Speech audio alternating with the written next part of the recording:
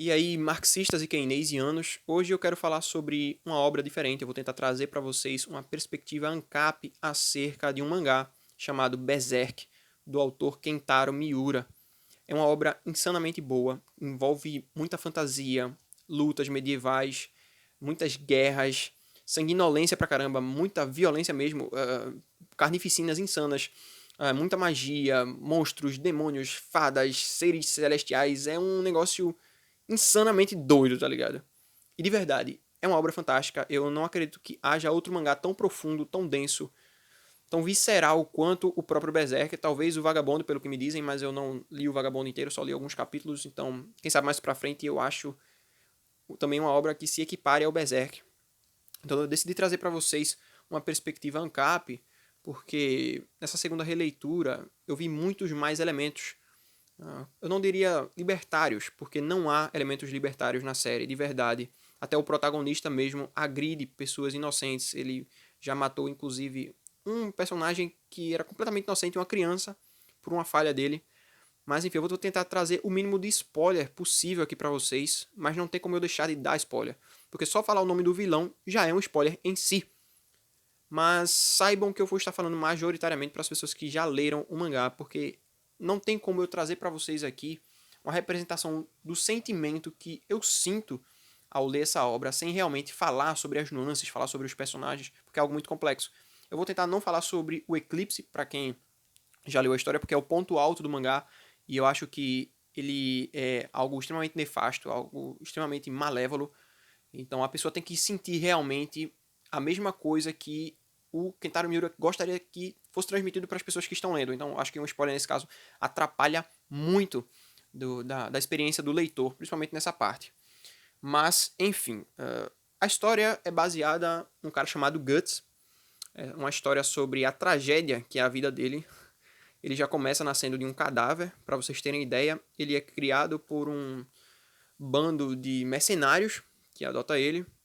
O pai dele não gosta do garoto, começa a ensinar ele a lutar com os 6 anos, só que a espada que ele utilizava era maior do que a espada que uma criança pode suportar. Afinal de contas, não existe espada para criança. E aí, com 9, ele já estava indo para as batalhas. Com 11, o pai adotivo vende ele para que ele fosse abusado por 2 moedas de prata, se não me falha a memória. Então, de verdade, é uma história extremamente caótica, extremamente densa. E todas as vezes que você vê que vai ocorrer algo feliz na vida do Guts, é só para preceder uma tragédia muito maior. Então, em alguns momentos, o Kentaro Miura desenha o Guts como uma mancha negra. Você percebe que ele simplesmente queria demonstrar ódio ali, sentimentos ruins, medo demais. E cara, tudo isso fica tão explícito na forma que ele desenhou o Guts, que você percebe que realmente ele tinha um sentimento ali que ele queria externalizar, e ele conseguiu externalizar isso perfeitamente através do desenho dele. Eu tenho certeza que ele desenhou aquilo ali utilizando como tinta a própria alma dele, de verdade. E você percebe que a evolução do mangá acompanha também o amadurecimento do Kentaro Miura, porque com o tempo o mangá se torna um pouco menos violento, não deixa de haver violência, sanguinolência, carnificina em momento algum, mas os traços se tornam muito mais harmoniosos. Você vê também uma representação sentimental muito mais madura. É uma obra fantástica, de verdade. E é difícil para mim poder falar sobre o Berserk sem dar spoilers para vocês, porque o sentimento que passa realmente é um sentimento muito forte. Então acaba sendo complexo transmitir isso através de um vídeo. Não é nem 10% do que o Kentaro Miura passa através dos desenhos dele. Eu recomendo que todo mundo leia essa obra. De verdade, eu já li 2 vezes e é uma obra insanamente boa. Mas vamos tentar trazer para vocês uma perspectiva ANCAP a partir de agora, depois que eu já falei mais ou menos aqui sobre um apanhado geral do Berserk. O personagem principal antagonista se chama Griffith. Ele é um cara extremamente ambicioso, ele é dono de um bando, do qual o Guts se torna integrante. E depois de um tempo, o Guts abandona esse bando e o Griffith enlouquece. Como é que eu poderia dizer? Não que ele enlouquece, mas ele entra em depressão. E ele faz umas besteiras que ele não deveria fazer. Isso faz com que ele seja capturado, faz com que ele sofra, e depois o Guts volta e ajuda a salvar ele. Só que nisso, o Griffith sacrifica todo o bando dele, todo o bando do Falcão. Ele sacrifica no sentido literal, ele sacrifica para algumas entidades do mal, por assim dizer, que muitas vezes são representados como anjos ou como demônios, esse tipo de coisa. E ele trai todo o bando dele. Acontece coisas extremamente ruins com esse bando. E o Guts, cara, ele fica completamente atormentado. Tudo que o Guts gostava na vida dele, que não era tanta coisa assim, até porque ele não tinha muita coisa, é completamente destruído, é completamente dizimado. E aí inicia-se uma história de vingança contra o Griffith. Só que o poder que ele possui depois desse sacrifício se torna extremamente grande, tá ligado? O Guts não tem nem o mínimo de chance possível de lutar contra o Griffith. Então, cara, ele segue meio que uma jornada para tentar recuperar uma das coisas que é a mais importante para ele durante essa trajetória. Ele, inclusive, abandona a questão da vingança para correr atrás de algo que para ele é muito mais valioso. Então, por um momento, você tem a grande esperança de que tudo vai dar certo no final, porque ele vai conseguir encontrar a felicidade dele de novo. Mas como eu sou pessimista, eu acho que realmente não vai haver um bom final para essa história.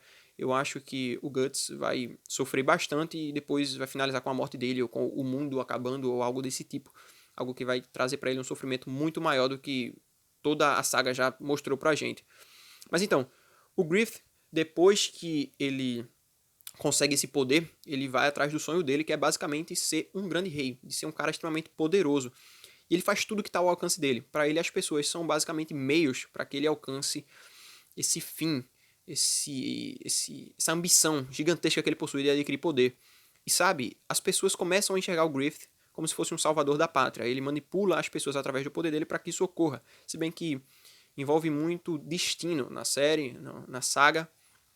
Então muitas coisas estão predestinadas a ocorrerem. Inclusive o grande poder do Griffith de se estabelecer como realmente um grande imperador. Mas a gente não sabe se isso realmente vai acontecer como está escrito, sabe?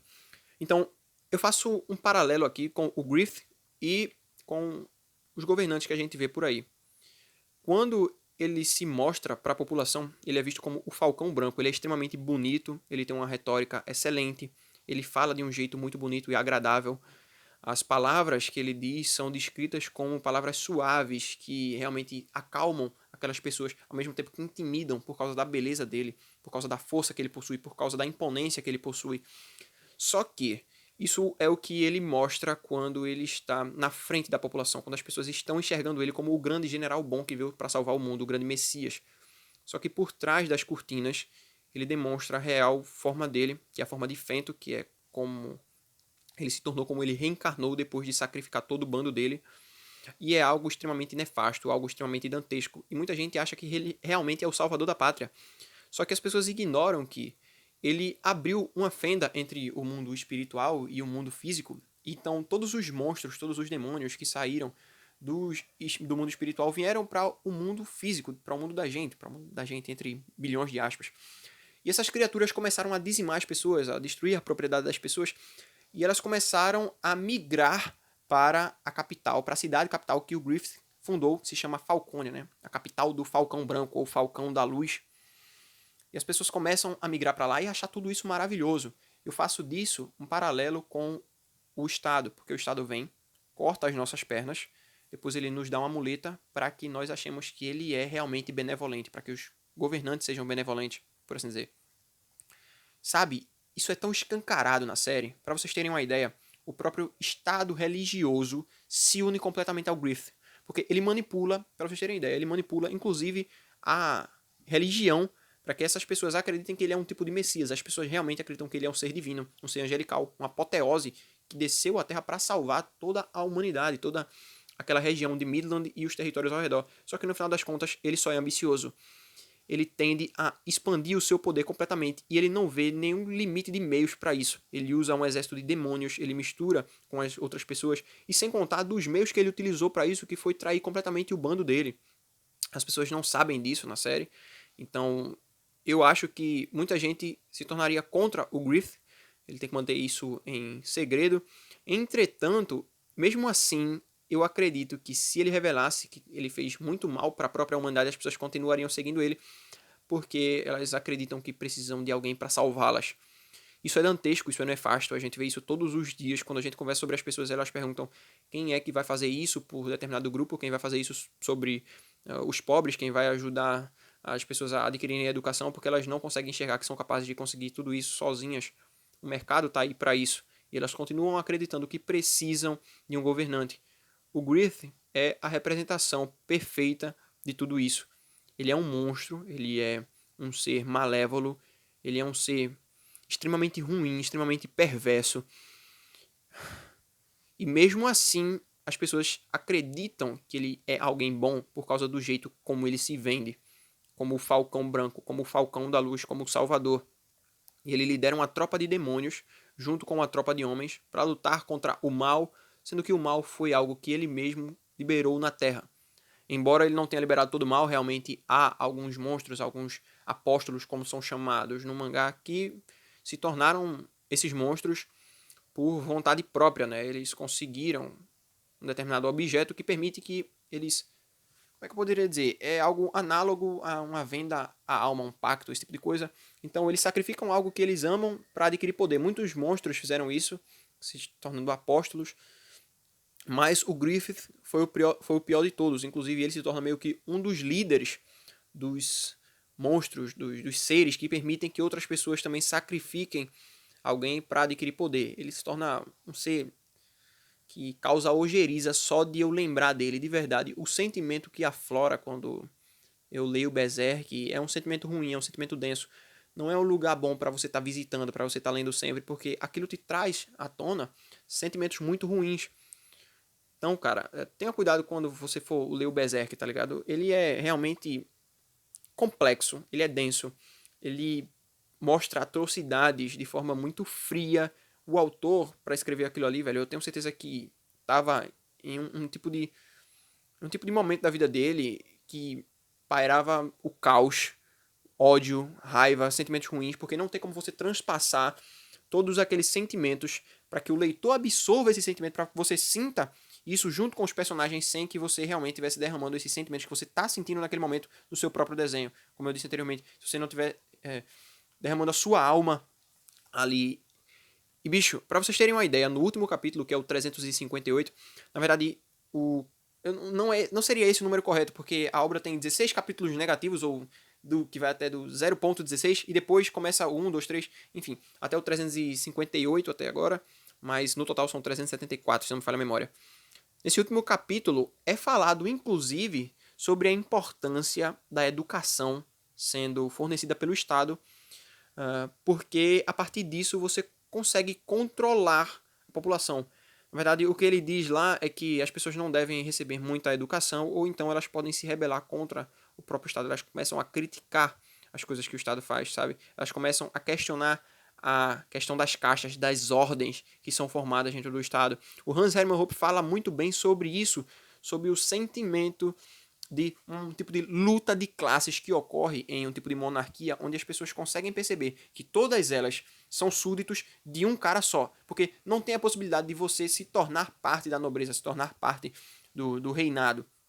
Mas, entretanto, contudo, todavia, a partir do momento que você entra em um estado democrático de direito, esse tipo de luta de classes acaba se tornando nublada, porque você passa a possuir a possibilidade de ascender a um cargo político. Qualquer pessoa, teoricamente, pode entrar em um cargo político. Então você nubla isso e as pessoas param de perceber simplesmente que elas são uma classe oprimida contra os opressores a partir do momento que elas podem migrar de uma classe para outra, sabe? Então o Berserk deixa isso muito claro, principalmente depois que o Griffith renasce como humano, quando ele usa um determinado ser como um receptáculo.